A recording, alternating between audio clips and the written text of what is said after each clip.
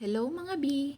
For today's ganap, magtatapon tayo ng basura at the same time mag-grocery tayo ng kulang sa bahay.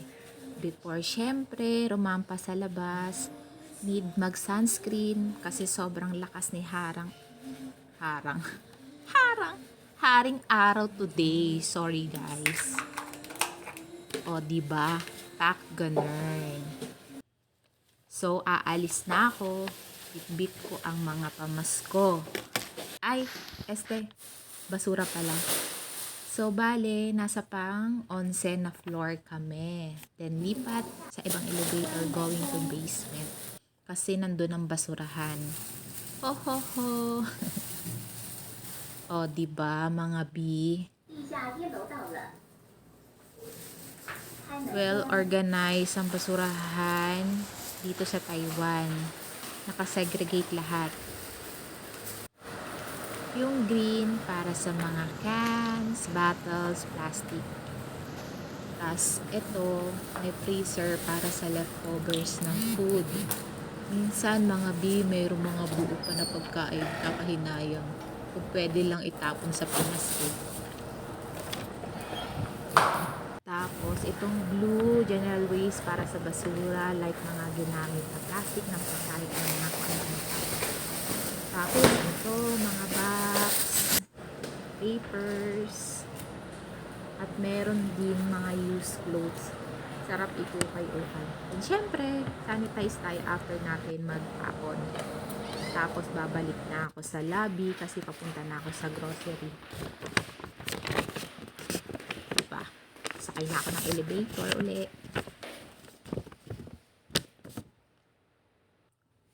Okay. Selfie muna. Tapos ayan na. Lalabas na ako.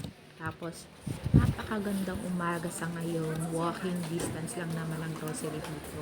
Mga 2 building lang din. Ayun na. Lakad ako. Tapos dito ako happy kasi encantadia ako, char. Lamig ng simoy ng hangin, tapos makulimlim, fresh air. May family mart din pala dito. So, ayun. Karating na din ako.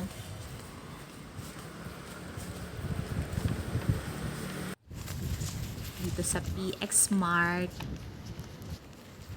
Before, syempre, mamili, kuha ng basket at cart. O ayan ang inday nyo. Hanap ng mga bibilhin. Siyempre una, garlic para sa chili garlic oil.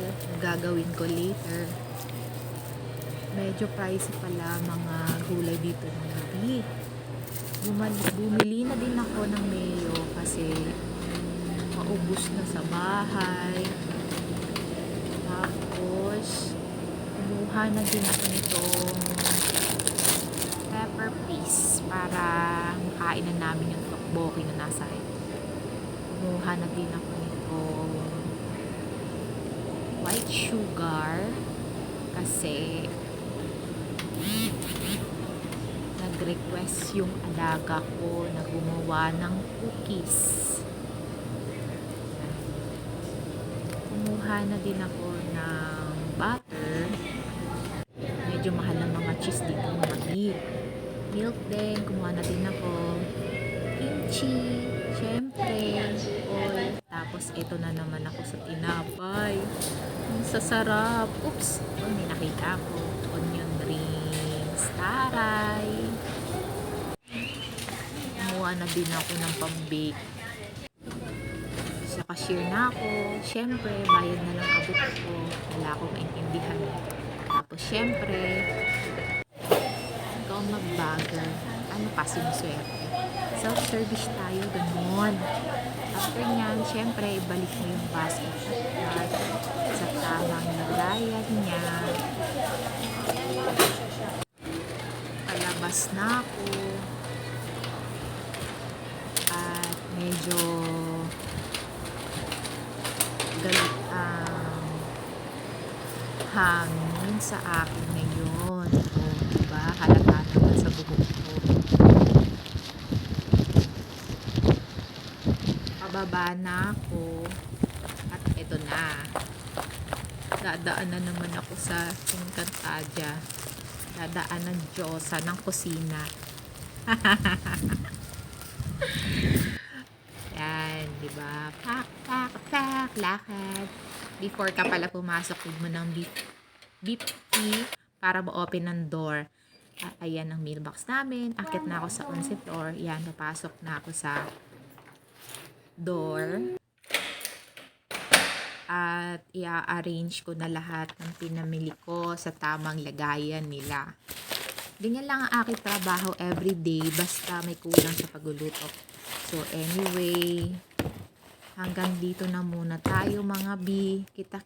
Kita-kits ulit sa susunod na mini vlog ko.